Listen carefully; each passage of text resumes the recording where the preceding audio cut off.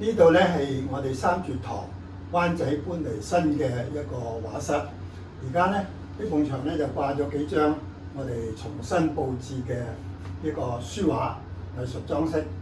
呢一張係舊畫嚟嘅，係我多年前畫嘅墨梅，係畫呢個夜景。咁夜景咧有個月光咧，個月光個散出嚟嗰個效果咧，係製造出一種特殊嘅氣氛。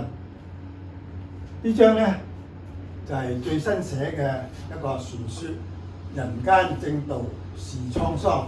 咁咧就呢種傳書咧就比較不規則，係有大細。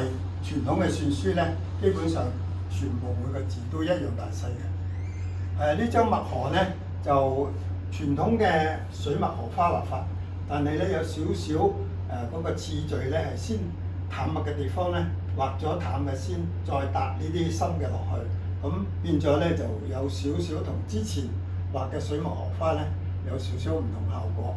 咁呢一個主題咧就呢朵花有隻小蜻蜓喺佢個尖端嗰度，所以個話題咧叫荷塘青翠。呢張係行書，快樂相伴，健康同行。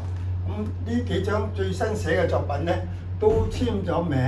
我嘅最新嘅別號咧係五台山嘅一位高人係賜贈俾我，叫人在行。